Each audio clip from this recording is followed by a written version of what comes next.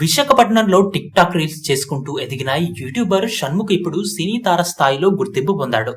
తన కంటెంట్ తో అందరినీ ఆకట్టుకుంటున్న షణ్ముఖ్ తరచుగా వివాదాల్లో కూడా చిక్కుకుంటున్నాడు. తాజాగా గాంజాయి కేసులో చిక్కుకోవడంతో అతని జీవితంలో మరో భారీ కుదింపు జరిగింది. గతంలో ఒక ప్రమాదం విషయంలో ఇబ్బందులు ఎదుర్కొన్న షణ్ముఖ్ తాజాగా గాంజాయి కేసులో అతని మానసిక పరిస్థితిపై తీవ్ర ప్రభావం చూపుతుంది. ఇదే క్రమంలో షణ్ముఖ్ బలవన్మరణానికి పాల్పడేందుకు యోచించాడనే వార్తలు కూడా సోషల్ మీడియా వేదికగా అదేవిధంగా పలు ఛానళ్లలో కూడా ఈ వీడియోలు సర్క్యులేట్ అవుతున్నాయి. పోలీసుల అరెస్టు సమయంలో షణ్ముఖ్ వ్యాఖ్యలు చూస్తే అది వాస్తవమేనని తెలుస్తుంది. ఓ యువతిని ప్రేమ పేరుతో మోసం చేసిన కేసులో తన సోదరుడు సంపత్ కోసం అతడి ఫ్లాట్ కు వెళ్లగా గంజాయితో షణ్ముఖ్ పోలీసులకు పట్టుబడ్డాడు.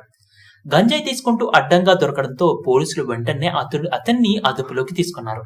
ఒక కానిస్టేబుల్ ని కాపాడే ప్రయత్నం చేసినా కూడా ఫలించలేదు. ఎట్టకేలకు ఈ కేసులో షణ్ముఖ్ ని అరెస్టు చేసి విచారణ చేపట్టారు. కోర్టులో ప్రవేశపెట్టగా అతడి తరపు న్యాయవాది షణ్ముఖ్ ని విడిపించారు. ప్రస్తుతం బయట షణ్ముఖ్ ఉన్న మానసిక పరిస్థితి బాగాలేదనే వార్తలు కూడా వినబడుతూ ఉన్నాయి.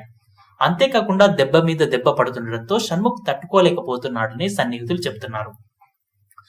గత సంవత్సరంలో డ్రంక్ అండ్ డ్రైవ్ కేసులో షణ్ముఖ్ 2021లో పట్టుబడ్డాడు. ఆ కేసు నుంచి షణ్ముఖ్ కోలుకోలేకపోతున్నాడు. అప్పటి నుంచి షణ్ముఖ్ మానసికంగా కుంగిపోతున్నాడని తెలుస్తుంది.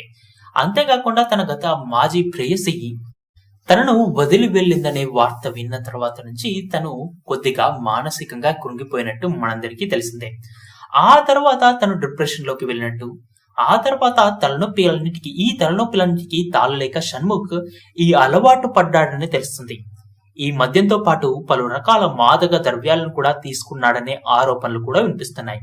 కుటుంబ పరంగా, వృత్తిపరంగా ఇలాంటి ఇబ్బందులు ఎదుర్కొన్న నేపథ్యంలో తను చాలా వరకు డిప్రెషన్ లో ఉన్నా సూసైడ్ చేసుకోవాలి అనుకుంటున్నా నా పరిస్థితి బాగా లేదు అంటూ ఏడవడం మొదలు పెట్టాడని తెలుస్తుంది. ఈ ఏడుస్తున్న దృశ్యాలు, వీడియోలు ఇప్పుడు సోషల్ మీడియా వేదికగా వైరల్ అవుతూ ఉన్నాయి.